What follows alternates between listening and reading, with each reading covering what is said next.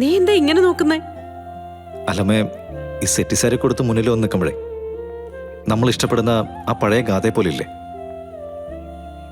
പഴയതും പുതിയതും ഒന്നുമില്ല, ഇതാണ് ഗാഥ.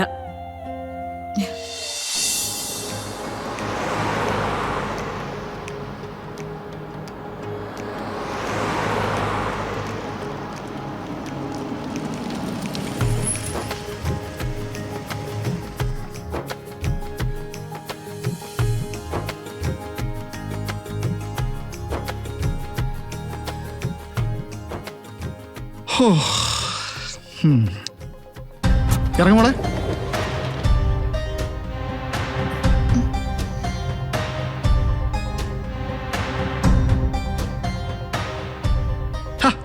ഇതെന്തിരിപ്പ ഇത്?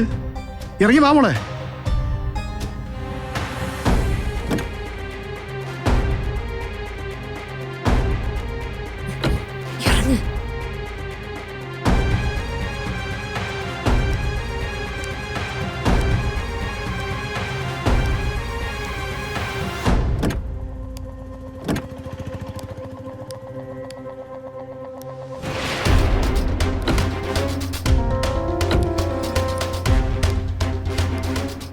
നന്ദ, അത് കണ്ടോ നീ? അത് കൃഷ്ണയാ. നാഗദൈവങ്ങൾ അവളെ കൃത്യമായി എത്തിച്ചു. അത്ഭുതാണല്ലോ അമ്മേ. എന്താ മോളിക്കുട്ടി, ജംഗ്ഷനിൽ വെച്ച് ഞാൻ കാണുമ്പോ ഓടിക്കൊണ്ടിരിക്കുന്ന വണ്ടിയിൽ നിന്ന് ചാടി ഇറങ്ങുന്ന ആളല്ലേ? ഇപ്പൊ എന്താ ഒരു താമസം? ഇതെന്താ രണ്ടാളും വല്ലാത്തൊരു മൗനം? ഇവിടേക്ക് വന്നപ്പോഴത്തേക്ക് പെട്ടെന്ന് നാം ഇറങ്ങിപ്പോയോ? അങ്ങനെയൊന്നുമില്ല. അത് ശരി, എന്നാ പിന്നെ ഒന്ന് ചിരിച്ചോണ്ട് നടക്കുമോളെ. പെൺകുട്ടികളെ ചിരിച്ചോണ്ട് നടക്കുന്നത് കാണാൻ തന്നെ ഒരു അഴകല്ലേ. ഇനി അച്ഛനോട് ഉള്ള കാര്യം പറയാലോ. അച്ഛൻ്റെ മോളുടെ ചിരിക്കേ വല്ലാത്തൊരു അഴകാ. അച്ഛനും മോളും. അപ്പോ ഇതാണ് കൃഷ്ണയുടെ അച്ഛൻ. ജയിലിലായിരുന്നു ശ്രീനിവാസ്. വാ വാ മോളെ.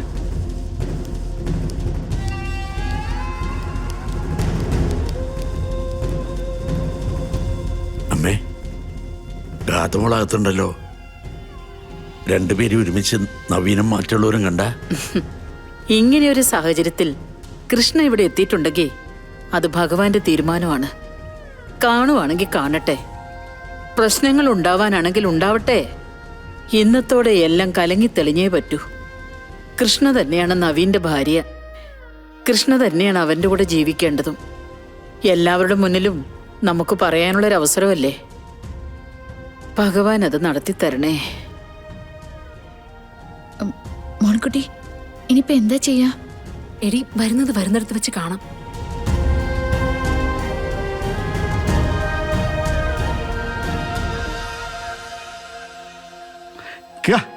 കേറി വാ മക്കളെ.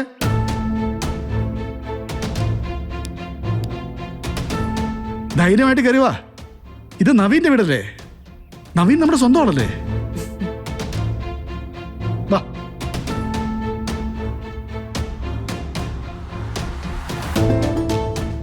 ഗുഡ് മോർണിംഗ് സാറേ. Good morning. അയ്യോ മോൾക്കുട്ടി, പ്രശ്നമായി.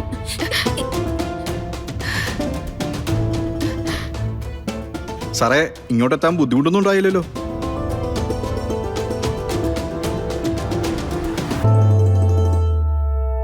എന്ത് ബുദ്ധിമുട്ടാണോ മണിക്കുഞ്ഞെ? വഴി പറഞ്ഞു തരാൻ മൊബൈൽ ആളിരിക്കല്ലേ?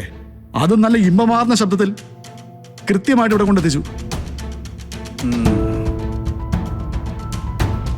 നല്ലൊരു കാര്യത്തിന് വരുമ്പോ ഇതിനെയൊക്കെ ആരെങ്കിലും കൊണ്ടുവരുമോ സാറേ? തന്റെ അടുത്തേക്കല്ലേ വരുന്നേ, അപ്പൊ പിന്നെ പ്രത്യേകിച്ച് ആരെ കൊണ്ടുവരാനാ? എനിക്കെന്താ കുഴപ്പം? അല്ല, അത് നീ പറഞ്ഞിട്ട് പോയാ മതി. തന്റെ കുഴപ്പം എന്നെ കൊണ്ട് പറയിപ്പിക്കാതിരിക്കുന്നതാ നല്ലത്. അല്ല അനിയൻ സാറേ, ഈ നവീൻ സാറ് ഏത് വിധത്തിൽ നോക്കിയാലും നല്ലവനാ. ജീവിതത്തിൽ അങ്ങേര് ഒരു ചീത്തക്കാരിയെ ചെയ്തിട്ടുള്ളൂ. ഇങ്ങനെ കൂടെ കൊണ്ട് കിടക്കുന്നത് എന്താണ്?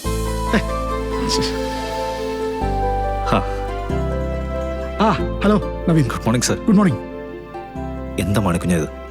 വീട്ടിലൊന്ന് കയറിയവരോട് ഇങ്ങനെയാണോ സംസാരിക്കുന്നത്? അല്ല സാറേ, ഇവിടെ വെറുതെ ദേഷ്യം പിടിപ്പിക്കാൻ ഓരോ രണ്ടാളും കീരിയും പാമ്പിനെയും പോലെയാണ്. എന്ത് ചെയ്യാനാ സാർ?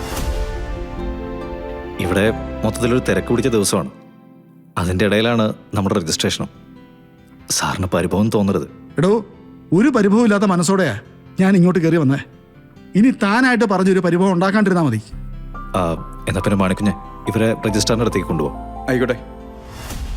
അല്ല മോളിക്കുട്ടി, ഇതിനൊക്കെ മുന്നിട്ട് നിന്നിരുന്ന ഒരാളുണ്ടല്ലോ, കൃഷ്ണ. അയാൾ എവിടെ പോയി?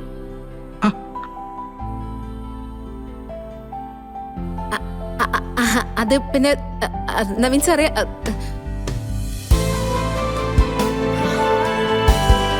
നവീൻ, പൂജയ്ക്ക് പോകാൻ സമയമായി, പോണ്ടേ?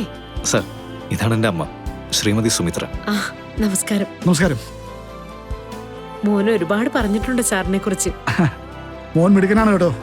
ഇങ്ങനൊരു മകനെ കിട്ടുന്ന ഒരു അമ്മയുടെ ഭാഗ്യമാ. സാറേ, എന്നാ പിന്നെ നിങ്ങൾ അകത്തോട്ടിരിക്കേ. മണിക്കുഞ്ഞ് ഒന്നുവരെ കൊണ്ടുപോകണം. സാറേ, ഞാൻ ഈ പൂജ തീർത്തിട്ട് പെട്ടെന്ന് ഒന്ന് ജോയിൻ ഓ ചെയ്യും. ആയിക്കോട്ടെ. അമ്മേ വാ. സാർ വരൂ സാർ. ആ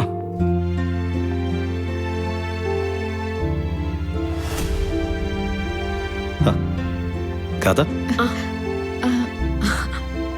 മോൾ ഒരുക്കമൊക്കെ കഴിഞ്ഞ് ഇവിടെ വന്ന് നിൽക്കണോ? അമ്മേ, ഞാൻ വെറുതെ ഇവിടെ നിന്നതാ. ഞാൻ കരുതിയത് ഇതൊക്കെ ഉടുത്തു വരാൻ ഒരുപാട് സമയം എടുക്കുന്ന പിടിക്കായല്ലോ.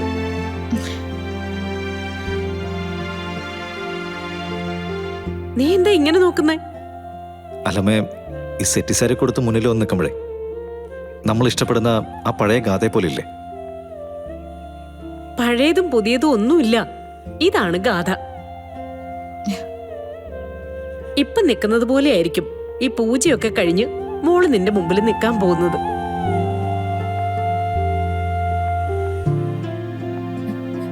അല്ല, കൃഷ്ണമുളയോടെ ഞാൻ കരുതിയത് നമ്മുടെ കൂടെ ഉണ്ടെന്നല്ലേ. ഇനി വീട് നോക്കി കാണാനോ മറ്റോ ഇറങ്ങിയോ?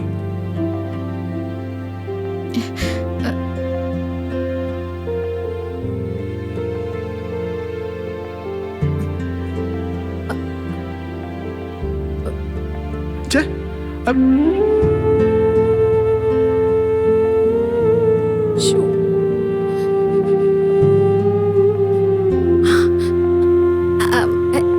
കണ്ടോ സാറേ, ഇവിടെ നാഗപൂജ നടക്കുന്നുണ്ടെന്ന് കേട്ടപ്പോ കൃഷ്ണ അവരുടെ കൂടെ കൂടി.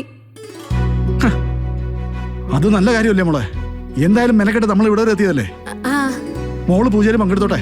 സാറേ, രജിസ്ട്രാർ വിളിക്കുന്നുണ്ട്. ഓ ആയിക്കോട്ടെ.